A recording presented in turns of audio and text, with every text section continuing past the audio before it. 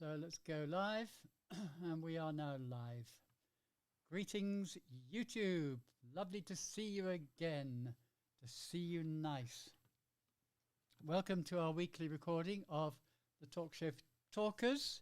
Why can't I hear myself on my... I'll pull my headphones out again. I'm always doing that. No, that's wrong. Oh, can't hear a thing. Very strange. What's gone wrong? Does that mean that people can hear me if I talk? People can hear you if you talk as of now, yes. Oh, good. Microphone. Did you watch the inauguration, Paul and Moira? I certainly did, yes. And enjoyed every minute of it. Well, How long did you stay watching it, Moira? well, I was working as well, so I was listening and half watching. Right. Did you stay up until the concert finished and stuff? No. Oh, no. I switched off once the ceremony itself was over. Yeah, I saw a little bit of it, but I certainly saw that young lady. Yes, I saw her. She was, Gorman, yeah, superb. yeah. And I watched it again on video this morning as well. Yeah, I watched it on Yeah. video, and the quotation, as you know, is coming Yes, from that young lady today. indeed. Beautiful language in it. Mm. Fantastic Yeah. facial expression. Yeah. Hand gestures. Fantastic. Yes. Okay, well, I'm all ready to go, I think. Focus in, so my dear. So let me just put up the right screen in front of me. I didn't quite know how to describe section 4, Ted, but I have put a description in. Shall I read you what I've put? You read what you have in. Let me first of all find I've got too much on my screen as always. So let's lose that. That's my mail. Where is it now? Articles. Anchor. There we are. Right. I put Ted discusses how podcasting can be a great way of extending your public speaking experience. Yes, that's brilliant. Okay. That's very good. That's very good. Good. And Yeah, I would want to listen to that. yeah. And for Oh, Paul, yeah. And Paul, watch your piece because I didn't get a chance to look at. break away from the ordinary meetings. Paul discusses the ways in which meetings can be enhanced by breaking away from the ordinary routine. Can you? That's perfect as well, Moira. Good, excellent. Well, okay, I can tell you, but easy to edit. Easy to edit. break away from the ordinary is lifted from the our current international president's piece in the January magazine. Do you want to put that into the description? Oh yeah, do add it in there Oh, somewhere. put that in there, right? Well, we'll refer to it. So You can put the link if you like. That would even yes, be I will. better. That'd be great. Yeah, that's a good idea. His piece is me. called his me. piece is called something like Club Meetings, Breaking Away from the Ordinary. Hold on, because I've got the podcasting one open at the moment. And I thought, Ted, that links very nicely with Pat Johnson's encouragement Yes. to get out of your comfort zone. Yeah, I thought Pat Johnson last week was superb. Wasn't she just? Yeah. The four episodes were outstanding. Sorry. Well, I really only listened to 3 of them. I listened to you. Well, I listened to Pat, and I didn't listen to the first one. I must go and listen to that. Yeah, I listened to them all. Yeah, because it was superb. In fact, I think it should be prescribed listening for any Toastmaster. Yeah. Now, by the way, as an assistant division director, you are invited to come to the district officer training on Saturday, Ted. I've registered for it. Well, Pat Johnson is. I mean, I'm not. You let me do No, nothing. she's doing a workshop on it. I won't discourage you from attending for the entire day, but if you are if you want to pick one time in the day which will give you Pat Johnson, if I remember rightly, and I can double check, but I'm pretty sure that it's from 4 o'clock till 5 o'clock. It's a Yeah. 1 hour slot. You're right, yeah. Very good. I'm looking forward to it. Oh, I'll be there for the day. As I said, I'm running a course at the moment for 20 people, and they need to have the practical side of it done as well. And I think they want to get it done before next Monday. So I'll be there Saturday, but I'm not sure about Friday night yet because of that.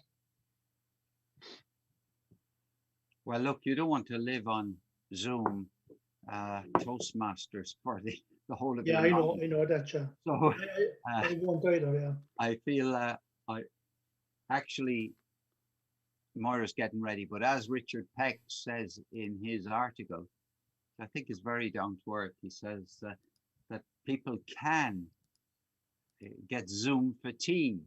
Yeah, absolutely. So that's what motivated him to come up with the thought that, you know, do something different, make them particularly fun. Because I don't know how many meetings he's intending to go to. He's on this world tour.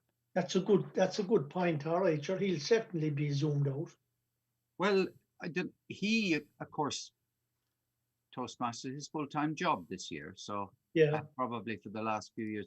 But the other thing is that he'll have a better view than anyone else on the international board of what meetings are like around the world. yes, true. Now he'll see everyone on their best behavior. Mm. Of course. So that'll be, but you know, yeah, clubs will obviously try to do the best they can if you have the international president coming, but it would be a nice thing to do, to go on a world tour. A few people have done it, like a guy called Rob somebody. He set himself the challenge of giving a speech in every district. Yeah, well, I think, didn't we have someone from America who wanted to Yes. give a speech in every continent or something? Yeah. Well, every continent would be easy enough. Yeah, but every district, that's a lot, all right, isn't it? There's a lot of districts. There are a lot of districts, exactly. 114, 120, Yeah. something like that, districts. Ted, here's a challenge for you. Oh, no, it's not fair. But anyway, for somebody, make a speech in every division in District 71. That would be start off with an achievable. That's 12 speeches. In every division in District 71. There are 12 divisions. Yes. In District 71. Now, Moira could do this. This is the kind of challenge she loves. Speak. Now, of course, the trouble is she'd be hawking around her workshop on evaluations to everywhere. But she's a much better speaker than to be typecast as somebody who's a one-trick pony and can only do, get people to be great at evaluations, because she's great at that. Yeah. But there's more to Moira than the ability to turn people into great evaluators. Or just swishing her tail as a one-trick pony. So I think, Moira, I invite you to make a speech. Paul. And to make it easy, Moira, this year, one a month, a speech per division, one a month. Well, there's your challenge. Hold on. Yeah. That's your challenge. How does it go, Ted? If you wish to accept it. Be careful how you answer, Moira, because you're broadcasting to the world at the moment through YouTube. Absolutely. I'm not committing myself to anything.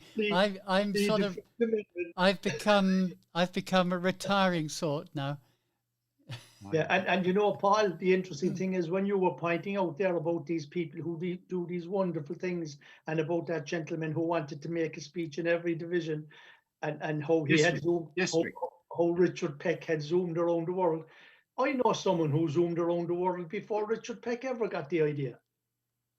Come on, who is it? You, yourself. You've been all over the world in the last 6 months. Yeah, but Ted, I'm only at the Tuppenny Halfpenny place. I was the most, I'll go so far as to say the most you ask Crystal Long how many meetings she's been to. I've been to more places than Crystal, but I bet that qualifies for all the world, so. Yeah, but no, but there are people who have been to a lot more, but I'm happy to be given any accolade at all that encourages I me. think you know. you traveled fantastically. I think you But do very well. Ted, another conversation came up during the week. I think you love this one. To hold a Toastmasters meeting and have a person attending from each county in Ireland. That's a lovely idea. We isn't take it? the island. Let's just take the island. Yeah. So let's say, for sake of argument, well, you're representing Cork. We get somebody representing Kerry, Waterford, Limerick, Kilkenny. I bet you we could do it. The 32 counties, that's very good, yeah. All we need is a club willing to put in the bit of work to host the meeting. Yeah. So I don't know a club offhand that would be willing to do that in Cork, but I think it sounds a great idea. we'd I bet you if we had about 6 weeks Excellent. to organize it, we could do it. Yeah, I'd say so. And Paul, you issued a challenge tomorrow there earlier about giving a speech in what was it, in every division, is it? No, not in. Yeah, in every division in District 71. And that's 12 divisions. Yeah. Well, I'll tell you, I'm going to give you a small word of advice. Well, this isn't advice, no, but I'll be looking for your opinion on this. I'll be giving a speech Tuesday night in Blarney, right? And it's a speech for newcomers. I want you to listen to that speech because a lot of what I will be saying will be inviting people to join Toastmasters, or at least telling them the benefits of joining Toastmasters.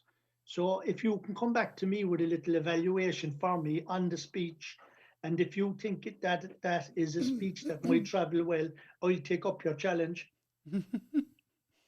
Okay, that's too much of that's too good a challenge for me to turn you down. Well, you might say that speech wasn't I will up look to what I was expecting. Yeah, are you saying you're going to send me the speech before you make it, or I'm going to watch it and then do an evaluation afterwards, talk to you Well, about it's not just an evaluation. I just want you to give me your thoughts on would you think that the speech has value for what you're thinking about? Yeah. So, oh look, I'll be able to make and I'll certainly send the speech to you, but I won't send it to you until I actually complete it. Perfect. Absolutely perfect. Yeah. Okay. Yeah. Are you going to write it, or are you going to do it kind of out of all your years' experience? And well, I have the speech written.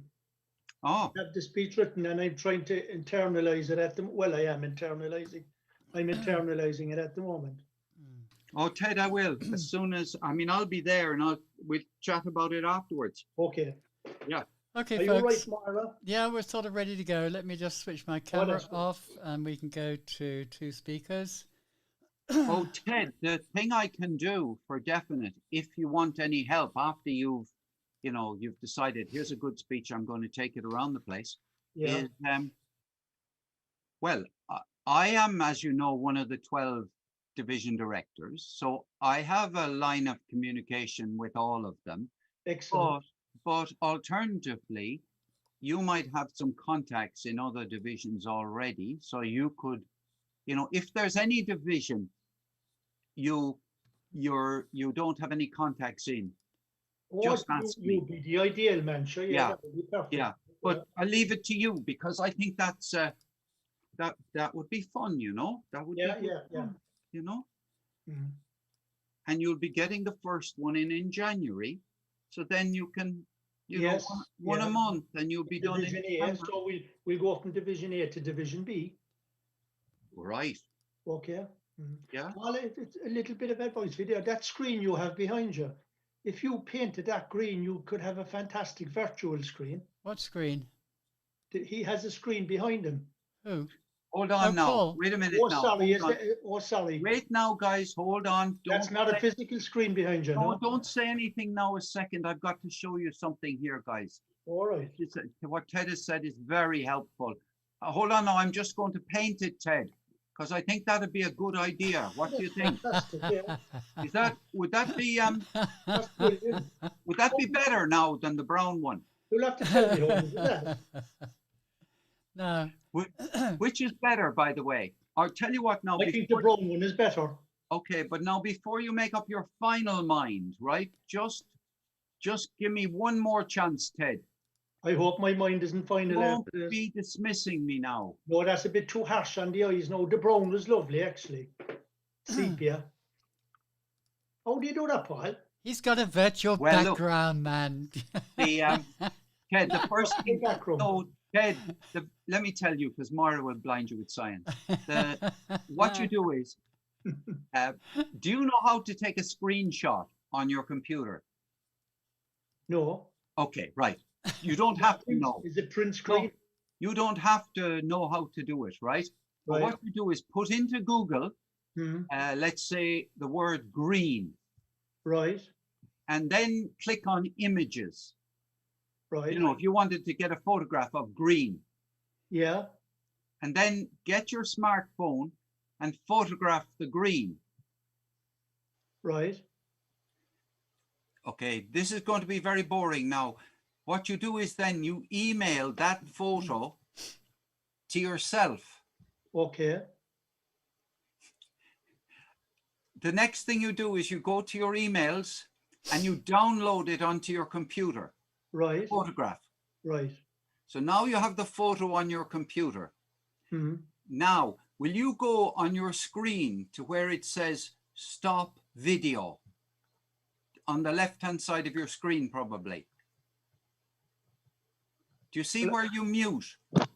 Yes. Is there a thing called stop video beside it? No. Okay, how would you cut off your video? Oh, I just close myself. Okay, just cut out your video, close your screen, but still be able to listen to me and everything. If somebody said, Ted, you have to go to the toilet, just leave your name on the screen behind you, what would you do? Okay, wait, no, I'll show you what I do. You turn your screen off, and that's going to mess up the is it? the stream. Yes. Don't turn your screen off, please. Or we'll have a chat about that after. Yeah, we will. Yeah. Yes, we take it offline. The thing is, I'm using one bit of software, and you have a different one. So How did you just flick through the colors there? Then you can just click on blue or green or red or whatever. Well, I tell you what, no, on my screen in front of me now, in the black area, down on the left-hand side, yeah, there are two icons. One is a microphone. And the other one is a camera. Yeah. Now, next to my camera is a tiny little arrow. Right. And when I click on that, I see it, the up arrow, yeah. If you click on that, yes, it opens up a number of options. Yeah, virtual background video filter. So what you would do, and we'll do this when we're not recording the show, but you will click on choose virtual background. Right. I don't think Ted's computer can handle virtual backgrounds. We've had this conversation before. Okay, Ted, you and I will check this fact out. Maura's probably right. I got a new. I know, Paul. When you click, yes, he has it. He has it. You have it. Can you see me? Hold on. I thought you weren't able to, Ted. Oh, Ted, you're as good as I am. Well, I just clicked on it. And how did you? Yeah. No, I know what it is. He can't have a green screen, but he can use the non-green screen version. Which is so you have a virtual background, Ted. Yeah. And do you know what you can do? And we won't do it. You can put any photograph you have taken. Right. You can put a golf course behind you. Right. You can put the. I tell you why I'm interested in this actually. This Zoom thing that I'll be doing for the course that I'm running. I want to have, if possible, the name of my company up here somewhere. Yes. Yeah. Okay. Shall we take this offline because time is marching. We're half an hour into and we really want to keep going. Either one of us will tell you what to do. You'll be Okay. amazed how simple it is. Yeah. Actually, I'm surprised that the I'm going to go back, take out. I was surprised there that came up so well when I put on virtual screen, Yeah, it because doesn't. I actually it's have a bec- green screen that I physically put up on the wall. Yeah, but Ted, the reason is because you've got good lighting at the moment. Oh, I The see. Good better point. the lighting is, the better the algorithm is capable.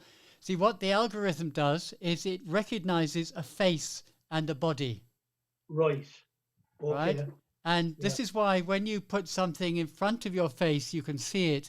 And when you move it away from your face, you can't see it Right. because the algorithm can't distinguish. I There see you that are. you See mean that what Paul you is see doing John now. raising his hand down, and the hand is vanishing. Yeah. Well, it's not the Yeah. hand, it's the pen that's The vanishing. wire, yeah. Yeah. Mm. Yeah. Because Yeah. it says that's not part of a You do it body. nice and easy, yeah. It's very clever technology. Very clever. Very clever, actually, yeah. Yeah. Hey, Your Ted, cup watch is- this. All your cup vanished. Yeah, exactly. That's the key That's thing. Yeah. You know, magic. this is Magic. I'm a magician. Yeah. Now you see it. No, No, you don't. Now you don't. Could you pull a rabbit out of it? Yeah. Exactly. Oh, God. Anyway, Magicians must be having a great time in the we current have fight. we Okay, have Moira, I'm we ready have to go. we have a viewer, so it would be a kindness. We have two viewers. It would be kindness to our dear viewers You if we should would set their actually course get on on with it. the show, because I'm sure that's what they came to listen to. So let's do Yeah. that. Are you ready, Ted? Yes, Moira. Okay, 3, 2, 1, go. Hello, Toastmasters, would-be Toastmasters, listeners and friends. You're very welcome to the Talk Show for Talkers on irishtalkers.com. Our email address is info@irishtalkers.com. You can also find us on Facebook as the Talk Show for Talkers. We look forward to your comments, your questions, your feedback. In fact, we regard these as evaluations. You can also listen to previous shows on our website, irishtalkers.com. And we also publish the Public Speaking Weekly. This is a roundup of links from the internet. It's all about Toastmasters. It's tips and tricks on public speaking, how to increase your confidence, how to develop leadership. So look out for the newspaper link on our website. My name is Ted Malamphy, and I'm joined again this week by the prolific, personable, persuasive, and passionate Paul O'Mahony. Hello, listeners. It's a pleasure to see you today. It really is. Or rather, correction, it's a pleasure to have your ears. And in the background, we have our producer. No, she's not in the background. She's very much in the foreground. But Moira O'Brien is the person who makes sure that this show goes out exemplary every week. So this week, we're going to have the usual stuff that we have every week, now that you've got used to it. So we will have a thought for the week. We will have a word for the week. Paul is going to be giving us a piece all about meetings that can be enhanced by breaking away from the ordinary. So that should be interesting. So Paul will let us know about that. In the final segment, I'm being thrown a carrot today to come up with something, and I'm going to speak about what Paul, Moira, and I are doing at this point in time, podcasting.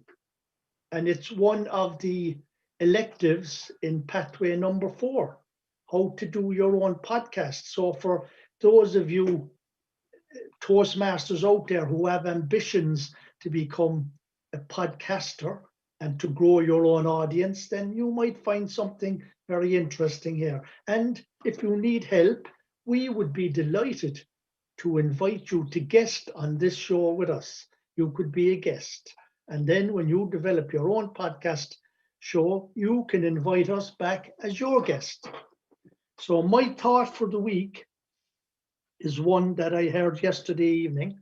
And since we're at a very historic time in world affairs, I won't say politics, I'll say world affairs. This is something I listened to yesterday, and I was very impressed with this young lady. Her name is Amanda Gorman, and she's the Youth Poet Laureate of the USA, 22 years of age, but she got that title when she was only 17. And her writing and her speaking and her facial gestures, her hand gestures, even the way she closed her eyes and made the words so relevant. I think I would advise you all to look at the YouTube version of that speech yesterday at Joe Biden's inauguration. And this is my thought for the week. We lay down our arms so we can reach out our arms to one another. Beautiful rhetoric there. We lay down our arms so we can reach out our arms to others. What would you think of that, Paul? Well, I think there's a rhetorical device, Ted, in which the same word Yes, has two radically different meanings. exactly. And That is a it's a rhetorical device. very astute and well chosen use of the word arms and arms. And in the context of people having come to Washington only a few days before, carrying arms Like 2 weeks ago, exactly, yeah. and terrifying a whole lot of people, without going into it in any detail, but carrying arms into Washington City, which is actually against the law in Washington City, but bringing terrifying arms in there. And then she's talking about stretching out your arms towards the other side or to people with whom you don't agree. So it's a very apt and powerful and relevant.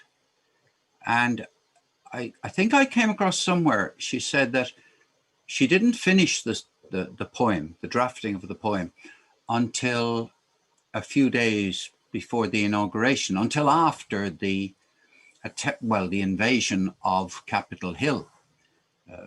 So, I mean, there's such resonance in that sentence alone, and I'm really pleased you've picked it out of the whole poem to highlight it. So many other bits could be highlighted too, but fantastic, acute eye. And the other thing about the whole poem is, I think, about the intelligence that underpinned the choice of what to say. She was speaking at the inauguration of the president. For me, the best part of the whole poem was where she described that she was a skinny little, I'll paraphrase now, a skinny little black girl who grew up in a poor family of a single mother, and who dreamt of becoming president. And instead of becoming president, she found herself something like talking to a president instead of being a president, or talking in front of a president. Now, my words don't do justice to it, but that whole image, the story that she expressed in no more than a few lines in a poem, is a terrific example of what a great poet can do, and what indeed a fine speaker can do when they cut everything out except the absolutely essence. Single mother, poor background, skinny girl, and she's skinny today. Superb. In fact, you paraphrased it. I'll give it to you as she said it. We, the successors of a country and a time where a skinny black girl descended from slaves and raised by a single mother can dream of becoming president, only to find herself reciting for one. I To thought me, that, and I right just think through the whole poem, Paul, and the poem, she has titled it "The Hill We Climb," but right throughout the whole poem, you are so right. There are so many delicious phrases in there that you could use any of. I was blown away by that young lady. Ted, when you do evaluations in your local community club in Blarney, why have you never described a speaker as using delicious words? Why does an American have to be the first person to draw a wonderful word like delicious out of you? There's a challenge for you. Yeah, that's a lovely piece of advice. It's just the way I felt yesterday. I was enthralled. I was enthralled by that young lady. Well, there's another thing you can say to a speaker. I was enthralled. Mary Walsh, I'm enthralled by your speech. Yes, I think I said things like that to Mary before. Well, or another member of anybody else. Yeah. You can describe their language as delicious. Oh, yeah, that's great advice, Paul. A lot better than saying I liked your language. Yeah, no, you're going to give us some of your language now with the word for the week. Yeah, I am. But Ted, first of all, I have to let the deliciousness of what you said subside, calm down and settle, shrink down, let it be absorbed. Because my word of the week, as undoubtedly the listeners have guessed, is subside. SUBSIDE. And I have a quiz question for you, Ted. I normally used to ask this. I ask this to every person who's on the show with me. When do you think that word entered the English language, the word subside? Subside. Meaning to settle down, meaning to dwindle, maybe. I know what it means. I'd say it goes back to about the 15th century. You're wrong again. When are you going to get one right? Thank you, Paul. I know it's very untoastmasterly language. My enthusiasm has just subsided. Well, that was the whole purpose. I was wanting to sort of, you had a great degree of confidence there, but you were almost right, Ted, because what you did very well is, it wasn't a 19th century word. You knew that. It wasn't an 18th century word. It wasn't a, but it was a 17th century word. 17th, right. 1607 is the first recorded use that's included in, if you use the Webster's dictionary. And, there's a lovely word that we never use, but we use it when we're looking up at the moon. Now, it's about the shrinking of a moon. Does anything come to your memory? I shouldn't be putting you on the spot, but when the moon is shrinking, fading down from full moon. Waning. I knew I wasn't on the show. Waning and, yeah, now leave out waxing. You're waxing lyrically, Paul. Yeah, but the moon is waning. And you know what? Subsiding. Now, somebody who loses their temper, Ted, can be said, and they're recovering, said, well, their temper is subsiding. Yeah. Mm. Anyway, your temperature is subsiding, Ted, today. I can see you're coming back to normal.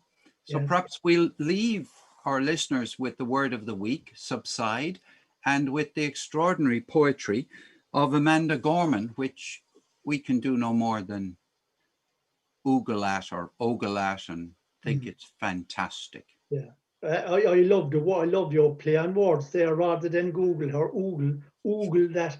Get onto Google and oogle that poem. Okay. Do you want to talk us out at the end of this episode this week, listener? Yeah, and thank you for being with us on this first segment. And in tomorrow's segment, we have one of our friends, Simon Sinek, and he'll be talking about leadership.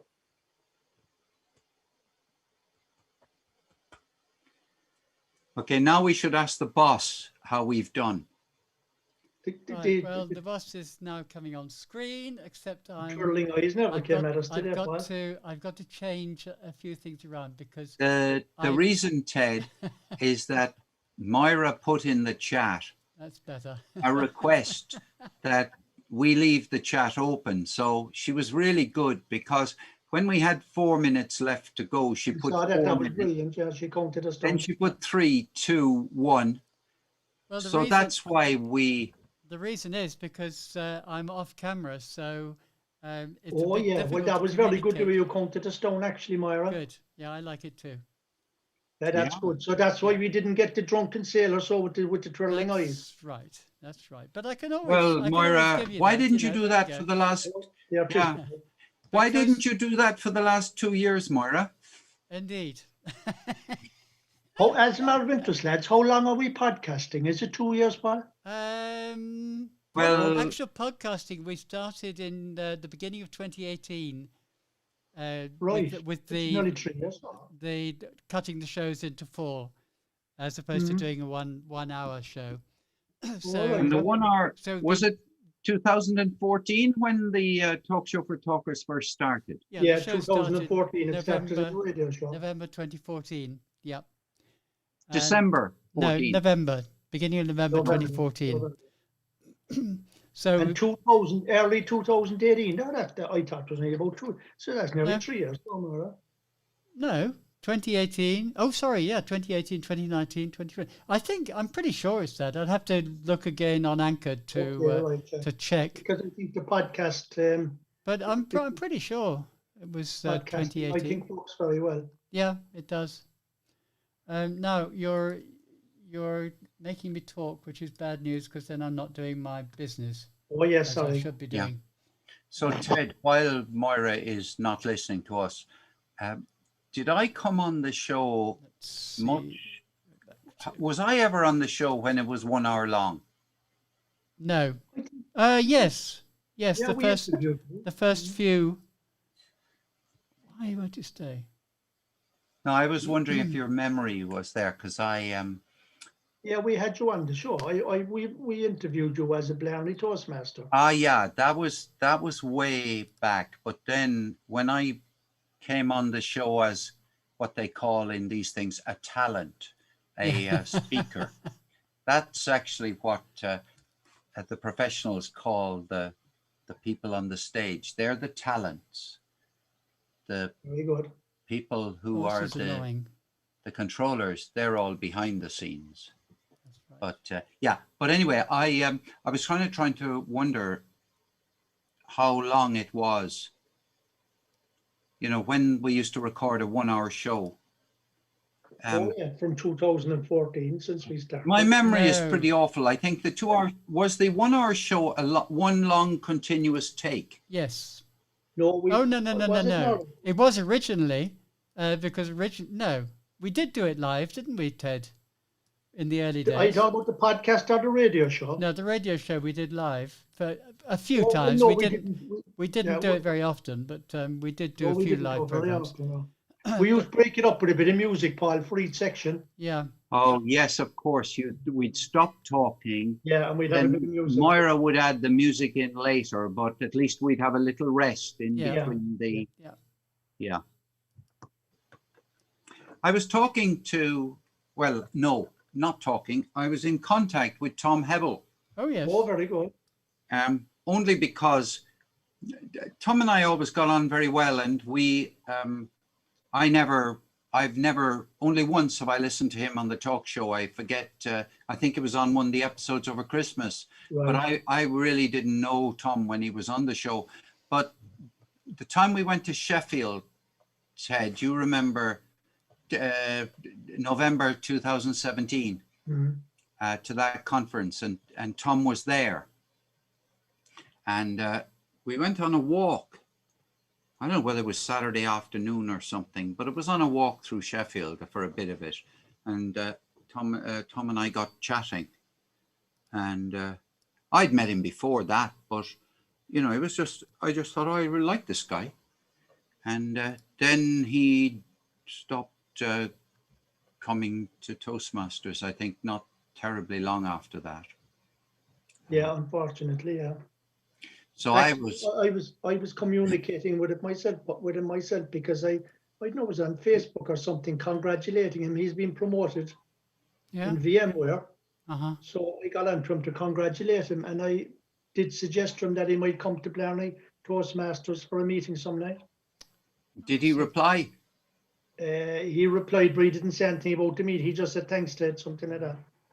Okay. Short and sweet, you know. Ted, you ready to I am all right. introduce Simon? Yes. No, Paul, do you want to call me and so on? Oh no, sure. What we're doing actually is I'm getting mixed up. Yeah, yeah, Moira, go ahead. Sorry. Okay. Right. 3, 2, 1, go. Welcome to this segment, the Now, second Ted, segment. yeah, Ted, can I stop you there? Sure. Because I do dislike that beginning. Welcome to this segment. No, welcome to segment 2, segment 3, segment 4, or whatever it happens to be. Yeah. All right. Rather than this segment, because it's sort of it's tautology. Okay. Yep. Okay. Okay. 3, 2, 1, go. Welcome to segment 2, Toastmasters, would-be Toastmasters listeners and friends. And we have an interview for you this week, and it's Simon Sinek. And you know that Simon is probably one of our most loved speakers on this show as well, because we do rely on him from time to time. And this is all about leadership, which is what he is a thought leader in. So enjoy. Ted, A, it's not an interview, and B, you didn't give the title of it. Why good Do you want me to leaders? start again? So Yeah, why good leaders Okay. make you feel safe. yeah, why good leaders make you feel Yeah. safe. Yeah, okay, sorry. I think it's wrong to describe it as an interview, don't you? Okay, right, Yeah. right. Let's say You're right, you're right. we have a TED talk Yeah, for you okay. from Simon Sinek, and yeah, the rest of your intro is fine. Okay. Will I start again? So Yeah, start from the beginning. 3, Okay. 2, 1, go. welcome, Toastmasters, would-be Toastmasters listeners and friends, to this week's second segment of the Talk Show for Talkers. Simon Sinek is with us this week, and he's going to give us a TED Talk, and the title of the talk is Why Good Leaders Make You Feel Safe. Okay, that's good. I must remember to turn my microphone off. I'm not muted. That's okay. This is 12 minutes long, so there really isn't much time for much of a comment. Do you want to listen to it? Well, I have listened to it. You want to listen to it, Paul? Paul, you're muted. If it's 12 minutes long and we're not going to have really No. any discussion of it, there's no need for me to listen to Okay, it. okay. I'll listen to it another time. Yeah. Okay, Ted, just do an outro. I'll give the outro, so yeah. Okay.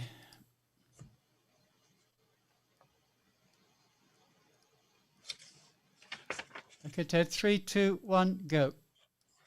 I hope you enjoyed that offering by Simon Sinek, and now you have a better idea of why good leaders make you feel safe. And we'll see you again tomorrow for part 3 of the Talk Show for Talkers. And we have that personable, passionate, persuasive Paul O'Malley.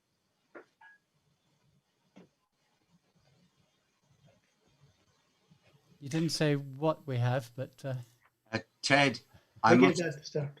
I must I know tell you you, I did. was. But people probably didn't listen to the start. Right, okay. Yeah, so people do come in, I think, for the specific segment. Anyway, it doesn't matter. Doesn't matter. We'll live with that. All right. Well, Paul will give it at the start anyway. Yeah. Ted, I must tell you, I felt a little embarrassed by how you introduced me last week. Yes. Best part of the show. I thought to myself, now look, supposing somebody comes onto the show for the very first time and doesn't get our sense of humor. I mean, I started it. I blame myself. Exactly, Paul. You were doing that to me every flipping week. I know. Yeah. Now I know what it feels like, Ted. It's, absolutely. Moira, I apologize. That's I don't know okay. how many apologies I owe you. But, so when you said you talked me up to the extent that, this is the, I won't even repeat it. I thought, oh my God. Yeah. Imagine if somebody believes this. Exactly. And they're going to think, Yeah. and I don't know. I thought, oh yeah, right. Well, I'm not going to tell when I introduce you at the last episode, Ted, of today. I just warn you, I'm not going to say you're the greatest Toastmaster that the world has ever seen. Don't ever And say you're that. now going to introduce the best part of the show, right? Just in case you'd feel, oh, he's come down a bit since he was talking about Moira. Okay, folks, let's hide myself and let's get on with part 3. Oh, give me a minute, please, Moira, will you? I can give you a minute if you wish. While it's having a minute, I'm just going to go up and get a cup of chai. Okay, good but idea. just don't turn your screen off. That's all. And I shall look at myself. Oh, I'm looking at myself. Hello, viewers. We have a couple of viewers online. I hope you're enjoying this. It's a bit of banter and a bit of fun now and then.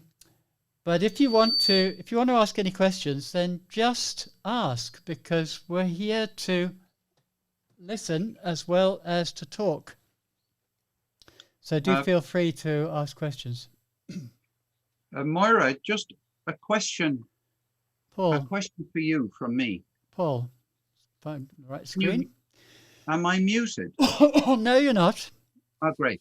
What I wanted to ask you was if we'd had any questions in the YouTube comments. Yes, I will put it on the chat. If somebody's here Mm-hmm. and they're listening and they're watching or whatever they're doing, they may well be in a position to ask a question. I'm encouraging that on YouTube. Right. We wouldn't even have to address that question this week. We could always bring it in next week as one of our listeners has asked the following question. This is true. You know, yeah. But that would be a handy thing to have a record of it. Absolutely. Yeah. Well, there's no problem with that. Because any interaction we've been podcasting for a long time without interacting with our listeners. And that's what YouTube allows us to do. Indeed. But sadly, we have so few people watching the stream live. We have a fair number watching the stream after the fact, but live, not so many. Well, then maybe every week, knowing that, we go out of our way to say during this thing I agree. I agree. Put a question to us and we'll deal with it next week. Yep, but also we can encourage people to watch the live stream. But a lot of, they can. The only trouble with that is that if we started live streaming, started talking at 3 p.m. every day, then life would be much better. But we don't. You know, we start at 10 past, 15, quarter past, half past. You know, it's too variable. It's too variable. But let's see, I just out of curiosity, let's have a look at our history in the last few weeks. Ted, we're just talking about the possibility that we ought to encourage people on YouTube to ask questions or even contribute comments of their own. And then in the following week, we could respond. That's a good idea. You know, because I think some people will watch the YouTube of this show in 2 or 3 days or 4 days time, or may even watch it in a week's time or 2 months time, because it'll be up on YouTube.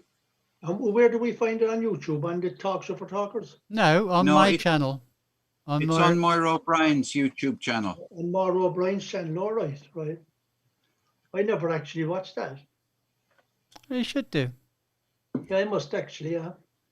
But don't we say that at the start, Paul, that we look forward to your comments, Yeah, but we don't tell people where they can leave their you see, we've got two things going on. We've got we've got a video being recorded live, which will go on YouTube, and will also be there forever, if you like, and can be watched next year or whatever.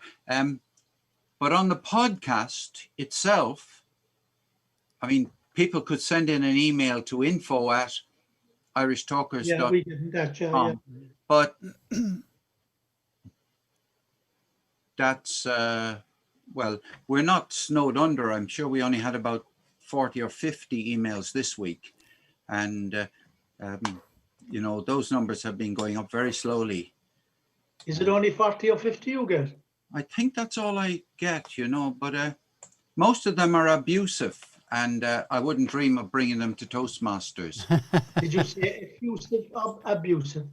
Well, you know, a number of them are about your hair, you know, and I don't want, you know, it wouldn't be fair to bring that up. And it's all about, you know, how many times do I shave before the podcast? So there's quite a lot of I think before we start getting too personal, I think we ought to carry on with our recording, don't you? Yes, I agree, Moira. So I shall hide myself once again.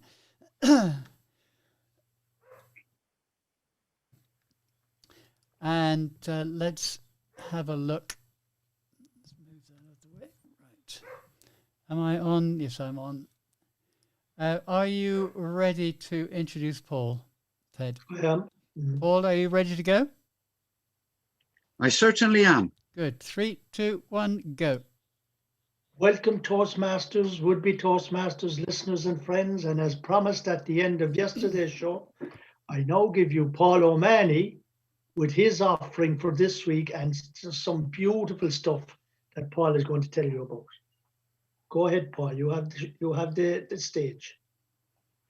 Ted, do you know that when a Toastmasters club in Paris had a meeting celebrating its 45th anniversary, do you know what they did? The majority of them dressed up for a party. And at the end of their meeting, they each lit a candle and sang happy birthday.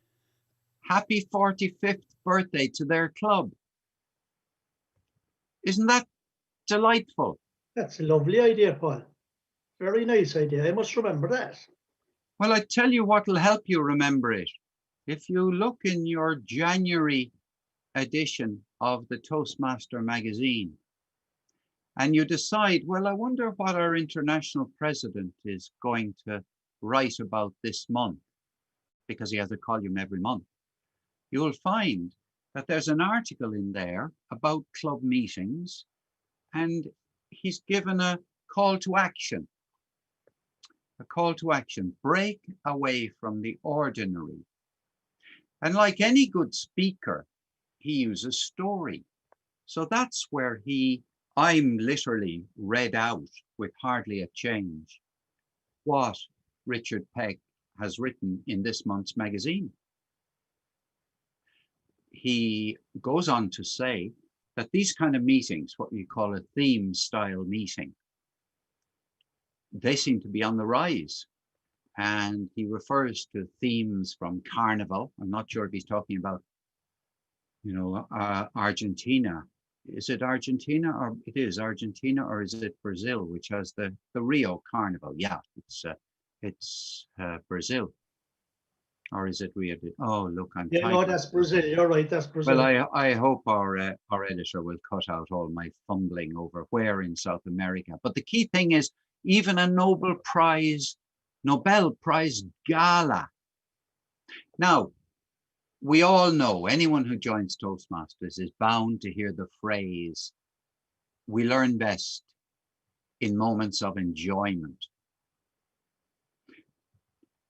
Richard talks about how a lot of people may be feeling Zoom fatigue, tired out by the long slog of watching an awful lot of, or being present during an awful lot of Zoom meetings.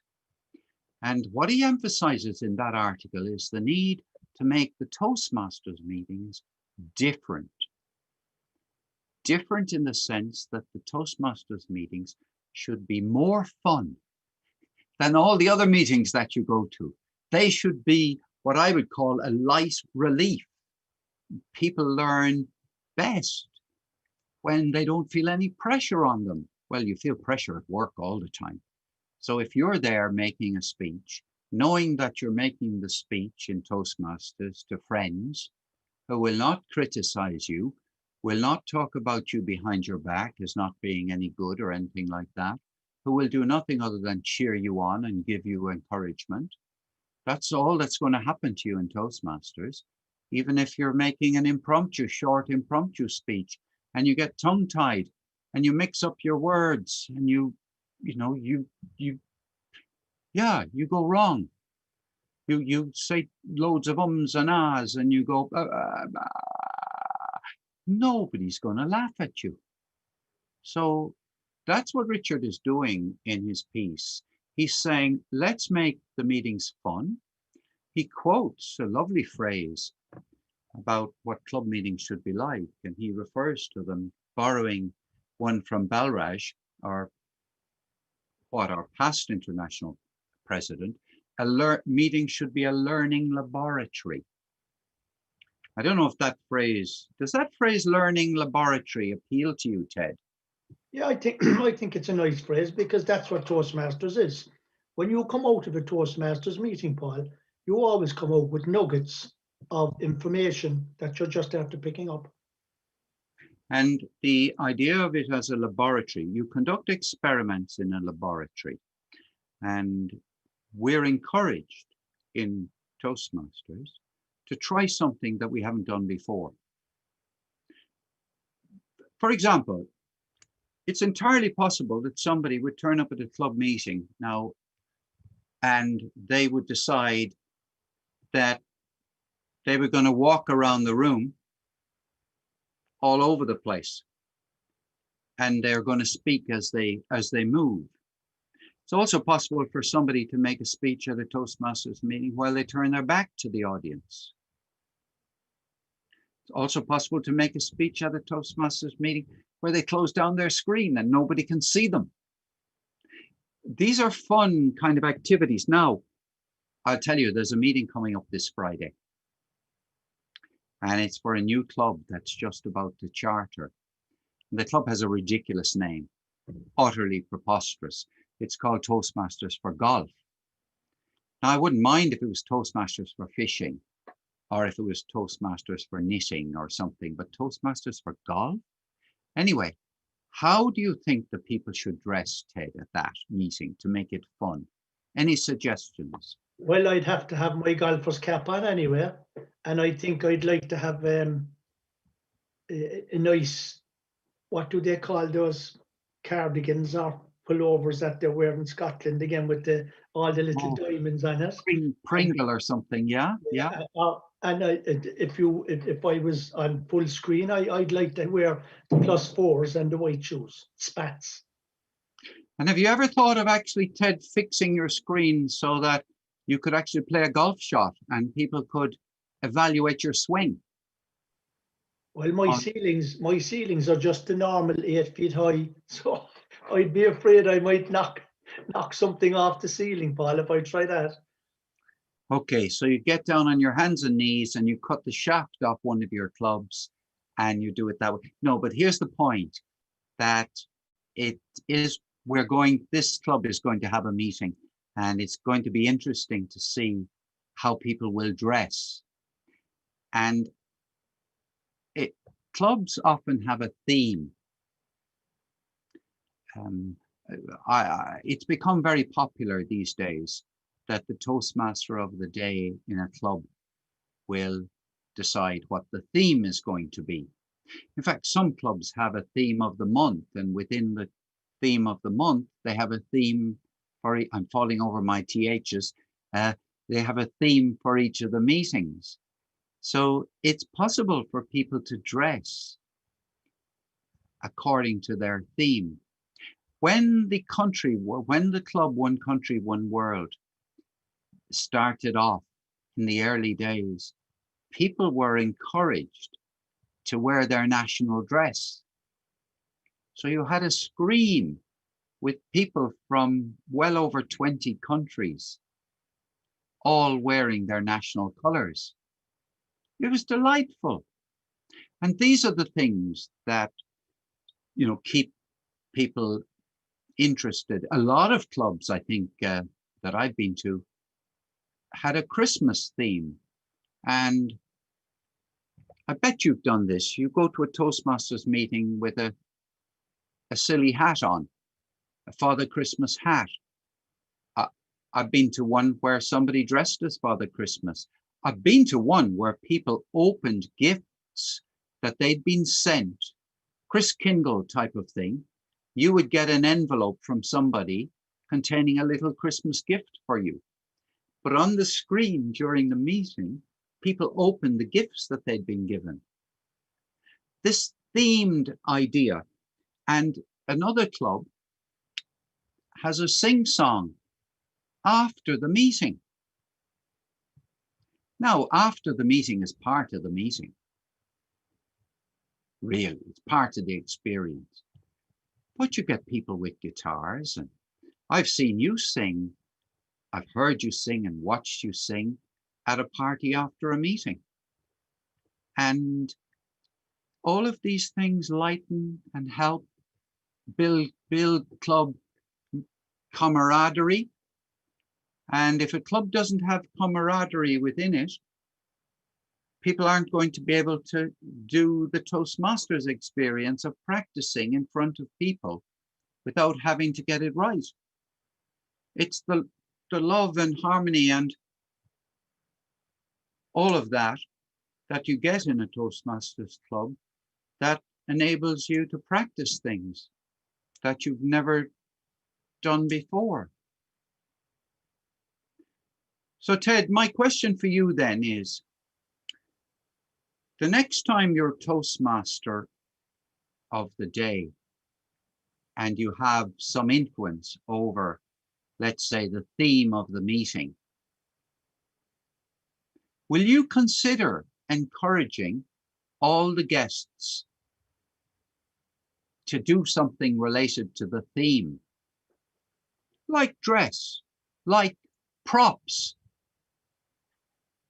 Yeah, what do you think? Even I think there's a good idea actually. Even and it increases the interest in the Toastmaster meeting.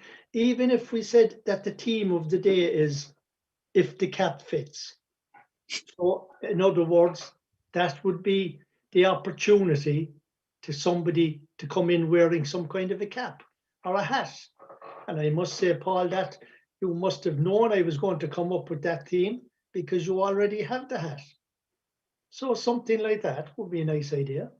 And I'd say you'd see a variety of headwear that you may have never seen before. In fact, some of us might even turn up in headscarves.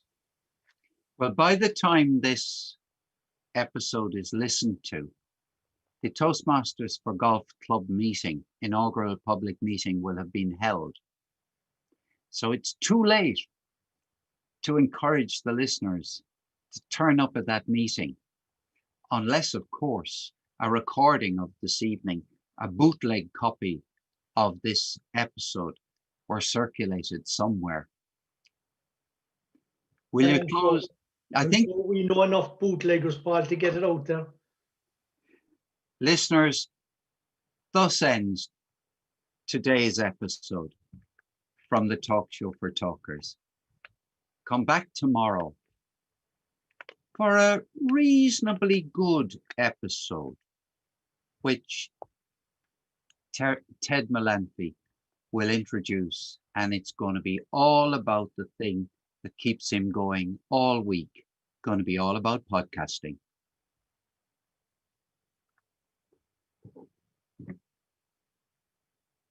So there we are. We've done that. We may have gone a minute over time, but Moira won't. We don't worry about the odd minute here or there. I'd say you were bang on. No, we were a little bit over.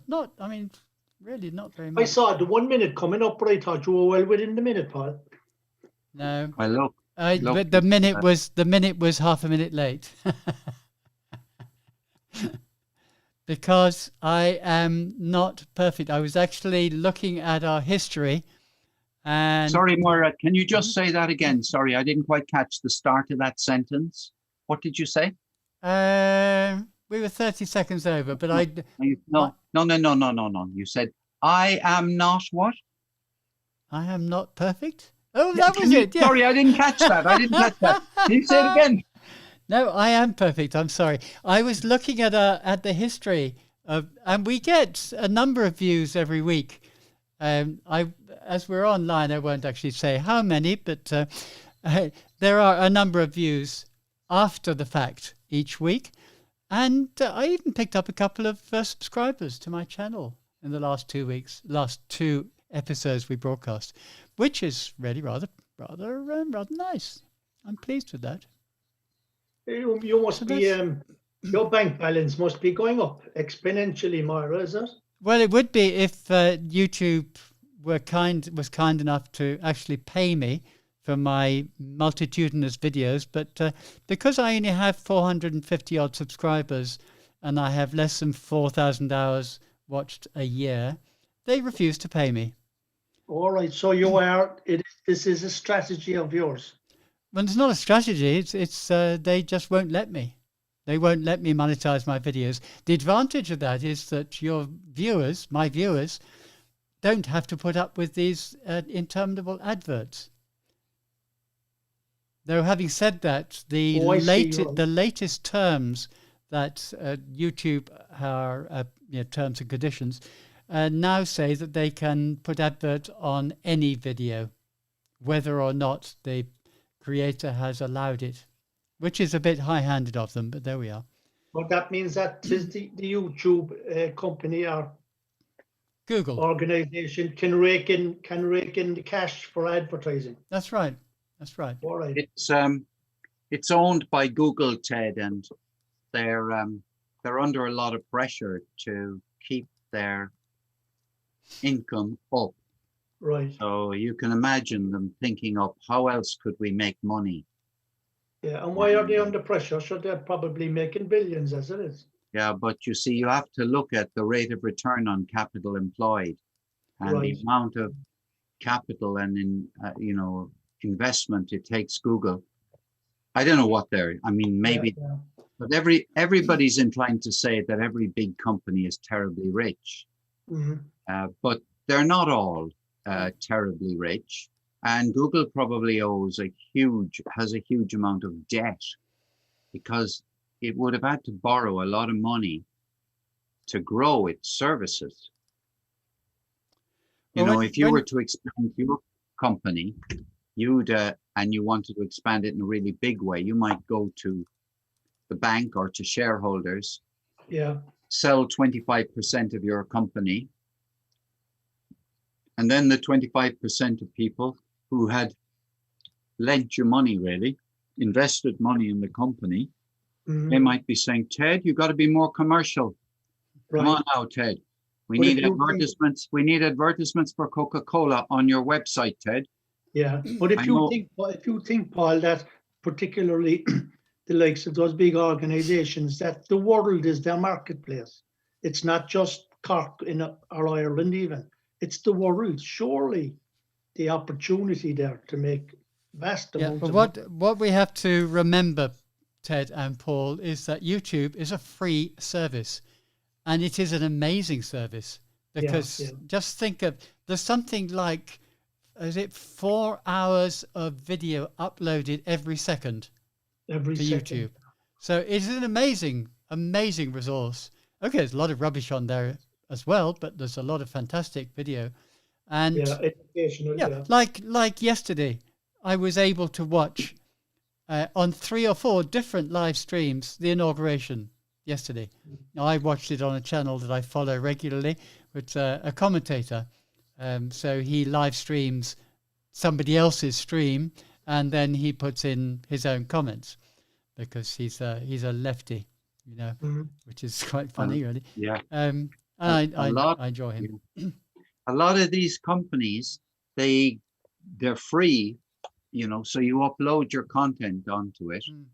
They end up making the money, but they don't pay you when you put up your video. Now imagine if Moira O'Brien was paid by YouTube every time she provided new content. Well, wouldn't that be great? Well, Paul, what will happen is when I get 1,000 subscribers, and I'm nearly 50% of the way there, not quite, and I have I think it's 4,000 hours a year of watch time, as opposed to I've got about 2,000 hours a year at the moment. Then YouTube will start paying me. Yes. Right. Question is, But of the course. amount that they will pay is very, very, very, very, very, very small, because you have to have many, many thousands of views in order to make a significant amount of money. If you have 100,000 views, you might make $200. If you have You know, 10 that views, you'll make feck yeah, all. You know. that's what really underlies my point about companies not paying people for content. There are innumerable companies that have grown on the internet by receiving free content in return for a platform from people. Mm-hmm. They grow, they get bought by another company. Yeah. The people who set the company up do quite nicely, thank you very much. Yes. Yes. But they would have had no company if it wasn't for all the people who had put their stuff on their Yeah, platform. Yeah. good point. Yeah. Right, yeah. Exactly. And they very seldom, what happens is they very seldom thank the people who put the content up. Yeah. Right. I Yeah. know this because I've been a major contributor to two companies that built audio platforms, both Audio Boo, on which I was the second biggest content producer in the world for a number of years, and Anchor, on which I was a very big contributor.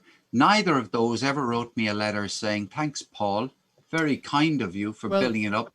We've successfully sold the company, and we have actually done quite nicely. And we want to thank you. Joe has bought a yacht and Michael has bought a Rolls Royce. Yeah, well, let nice me one. tell you something, Paul, that we are now able to monetize our podcasts on Anchor if we so wish. But it's not something I at the moment. know But I I do have a Patreon account, so if any listeners want to maybe think of subscribing, then go to my Patreon, Moira O'Brien, and if you look at any of our videos, I have a link there at the bottom of the description, and you can contribute there, and that would help the podcast enormously. Well, going back to Anchor for just one brief second, I know people, many people actually I know, who, because I used to use Anchor a lot and so did they, but they went down the route of, monetizing their podcast, Mm-hmm. and they got fantastic pay. I think one of them got 50 cents for his year's work. That's incredible, isn't it? Yeah, They got almost no money, but Anchor managed to get bought by Spotify. Oh, And one really? of the big things that Okay. Anchor has become is that it's the easiest platform on which to monetize your podcast in the world, because they'll do it all for you. Yeah. The problem is you won't get any money. You'll have monetized it. And they sold themselves to Spotify. And part, I bet you, of the offer to Spotify was, we've got thousands and thousands of people who are already monetizing their podcast on Anchor. That's got to be worth a lot of money to Spotify. So Spotify bought Anchor for about, I think it was 20 million. It may have been 30, but it definitely wasn't less than that. And they bought another one at the same time. They spent about, well over 100 million as an investment in podcasting, because they wanted to, diversify from pure music, because they were Spotify, great, all music. They wanted to get into the podcasting market. And according to the financial people who report on what a good investment is, it hasn't been a good investment for Spotify. Really? No. Interesting. Well, They they're getting back to the point, I think it would make sense for us to create a Patreon account for the show, and then we can encourage people to give us the odd dollar now and then. Let's refer that to the board of the show and see what the directors think. And I think, Moira, if you want to bring a proposal to the board, I'm sure the board will give it due consideration. in But if you detail. put it on the next quarterly board meeting agenda, I'm sure that our chairman and all of the directors would love to have a proposal like that, wouldn't they, Ted? Oh, definitely. No Yeah. doubt, no doubt about it. Right, I'm going to call the meeting to order now.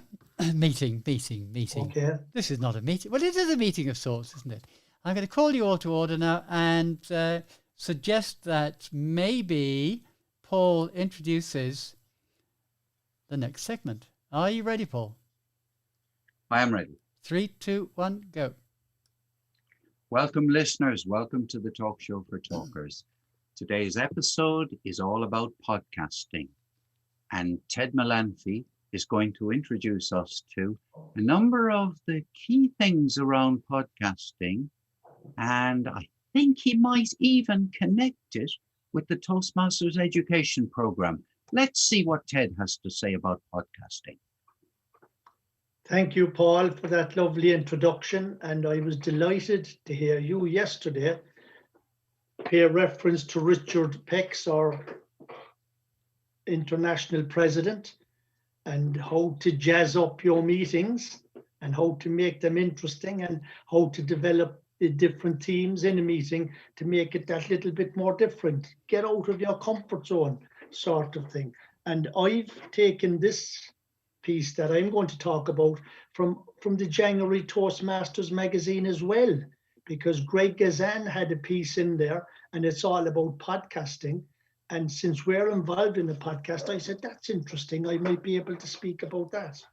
So the thing about podcasting is that particularly over the last 12 months, and this might be one of the benefits, if you can look at it from that point of view, of the pandemic, that the amount of podcasts that are now being produced are snowballing out of all different places. And people will tell you, they don't listen to the radio, but they certainly listen to podcasts. Since about April last year, there were over 1 million podcasts available through Apple Podcasts alone. And that covers, and the thing about podcasts is that they cover every conceivable topic. And Paul made reference in the introduction that this is something that you can do on Toastmasters, on Pathways 4, and maybe in all the different elements of Pathways. There is one elective that you can do. It's about podcasts, how to set up your own podcast, what kind of equipment you need, and you don't need a lot.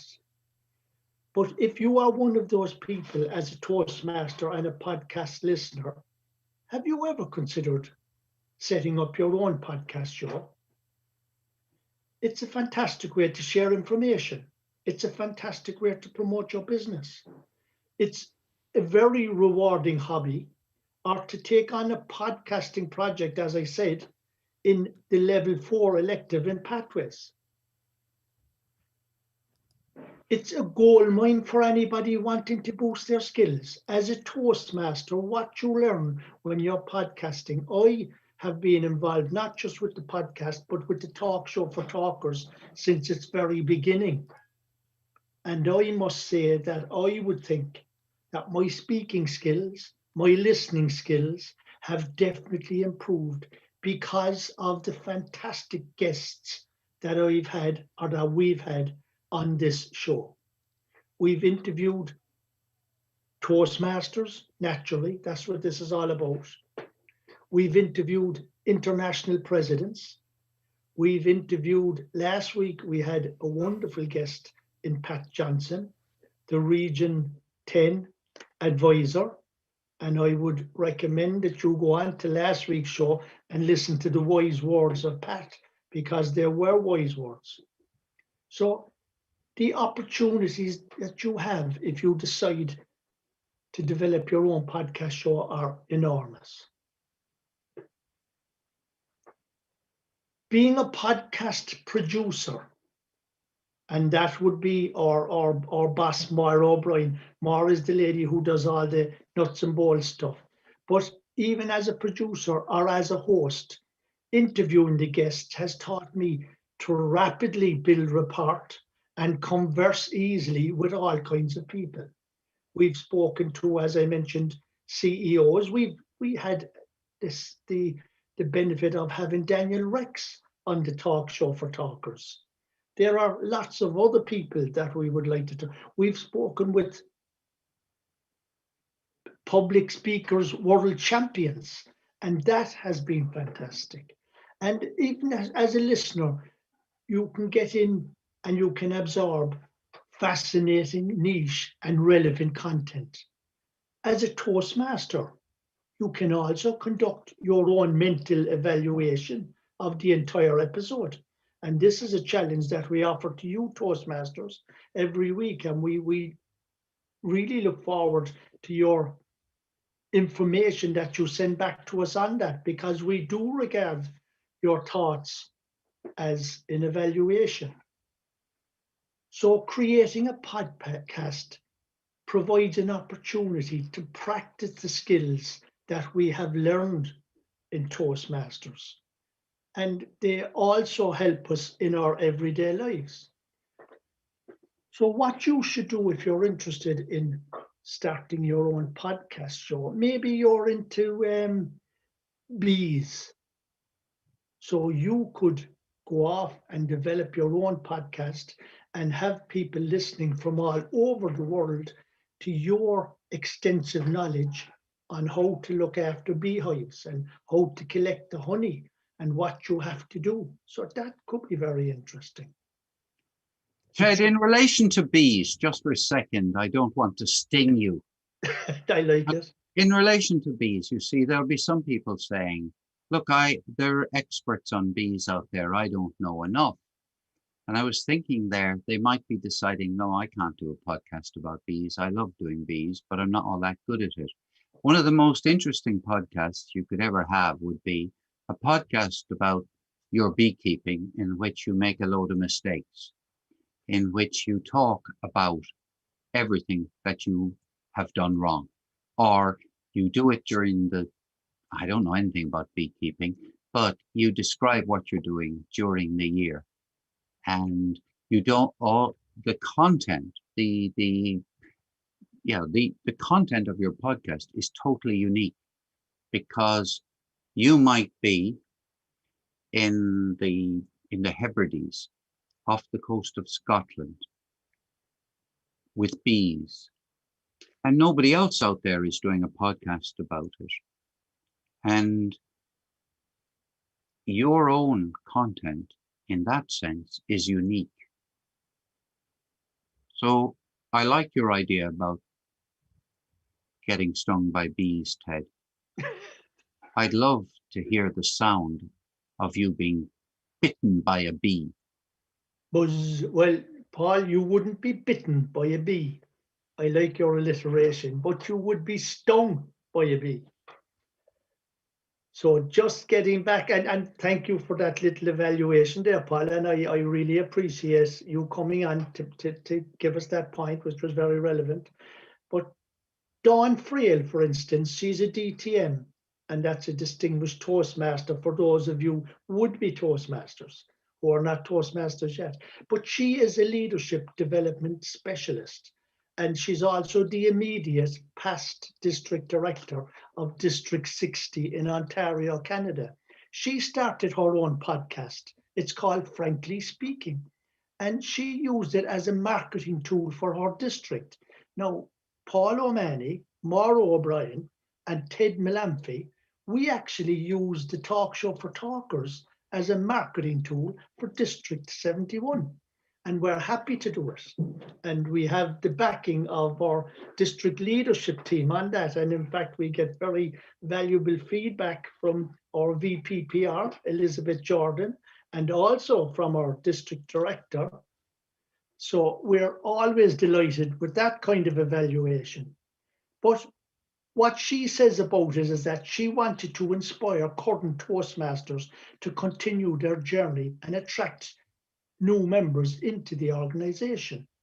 And she decided that to have conversations with lesser known members with interesting and fabulous stories to share, she says, then you'll want to determine the format you'll have to have, how many people are you going to have on the show with you? As you know, we have 3. Sometimes you could decide that you're just going to go it alone. You're going to go solo. And it's not difficult to do. All you need is a phone. You can record it onto your phone. You can speak into it. You can interview people. So you really have fantastic opportunities. And as a business person, it's an ideal way to get your product out there. Paul, I see you have your hand up. You want to make a contribution? I'd love to, Ted, because you've given me a wonderful idea by doing this episode about podcasting and by connecting it with the number of Toastmasters who are going to be practicing podcasting. And one thing certain is more people are going to do the elective on podcasting this year than did it last year. Mm-hmm. And next year, there'll be more than this year. But here's the idea. What about we set up, or somebody sets up, a new Toastmasters club called Toastmasters for Podcasters. Toastmasters for Podcasters. And in case anyone's worried, what on earth would we put? What would we do at this club? Very simple. We'd record all the speeches and we'd put them up on the podcast. And people would practice all the skills you want to do, and it would be a place where podcasting was valued, and maybe all the members of the club would have their own podcast. Now, how exciting that would be. Sounds very good, Paul. In fact, you're after getting my creative juices running now as well, because what you've enthused in me here is that even if we were to invite people on the show who wanted to make a speech, if they're going in for the international speech contest and they think they have a speech that could be very relevant and very worthy of going in for that contest, maybe we could invite them on, and then we could invite evaluators from different clubs to come on and give us an evaluation of it. And in my experience as one of the hosts on this show, when we invite people on here, particularly some of the less, I won't say the lesser lights, no, because they're Toastmasters, but if we invite an ordinary club member on here to give us their thoughts on podcasting, they usually say, they tell me beforehand, Ted, can you give me the questions, which we never do, because it's an impromptu form of an interview. But they tell me we're a little bit anxious, we're afraid, and the normal things that you will have. But when they listen back to themselves on the podcast the following week, they come back and they say to me, I absolutely loved it. I couldn't remember saying the things that I said, but the Philippe and the joy that you get out of it, it's incredible. So I would advise Toastmasters, those of you out there, consider doing that elective and setting up your own podcast. And you will be surprised where that will take you. You'll be surprised by the information, the education, the entertainment that you will get. It's a fantastic elective to take on, and you will become your own podcast owner. Well, Ted, thank you very much. On behalf of all the listeners, I want to thank you very much for encouraging so many people to do that elective in Pathways. Thanks, Paul. And I think we're after getting the green light, or maybe I should say the red light, from our general, from our producer, Moira O'Brien. So until next week, it's goodbye from me, Ted Malampy. And goodbye from Paul. See you next week, I hope, or listen again. And goodbye from Moira O'Brien, the nuts and bolts behind Paul and me. Bye.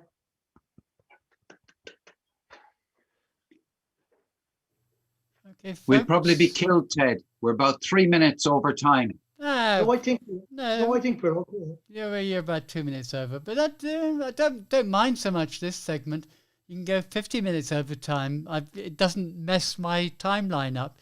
It's just that I have the 4 timelines set up on my spread my Oh, I see. thing. Yeah, yeah. And if you go over, it means I have to push everything else up, which is not quite so easy to do as it should be.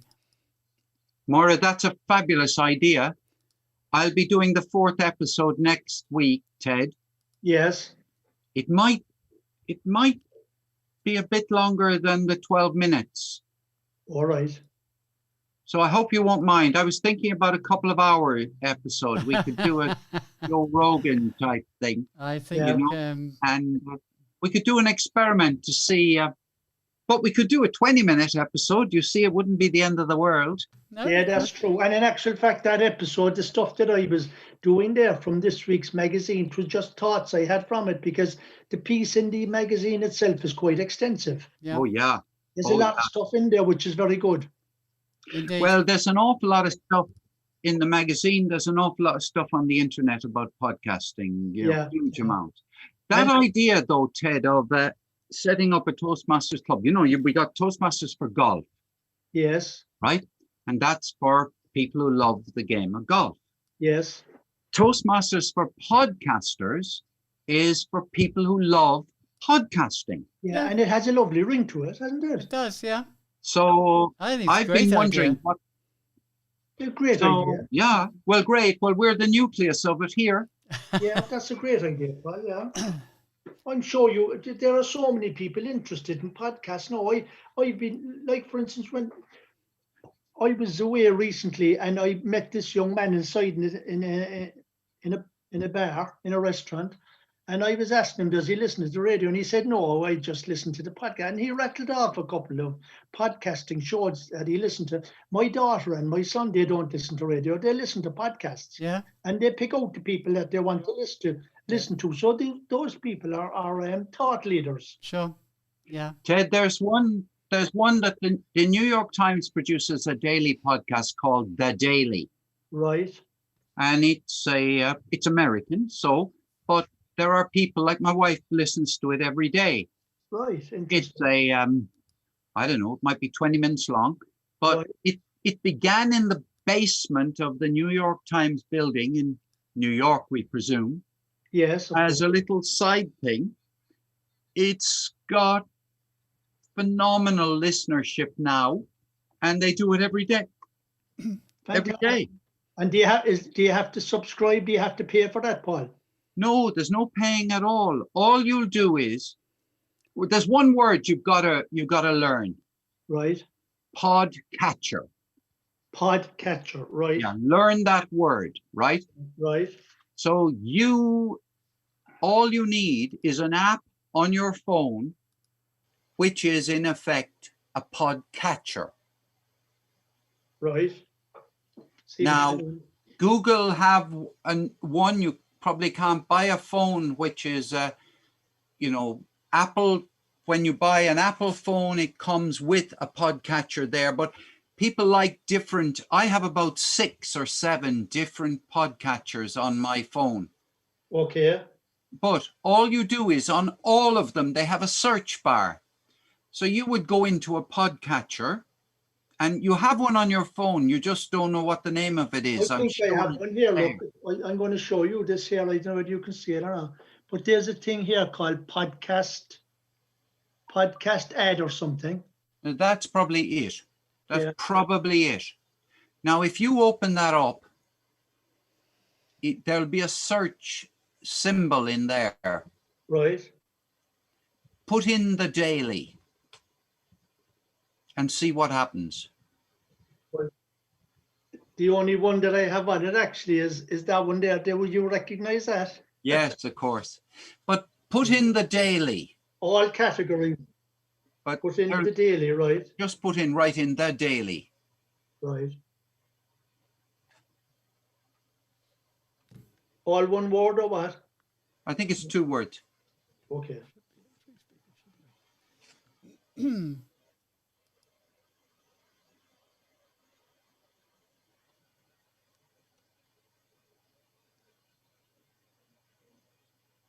It's just beach boiling away now. I'm looking for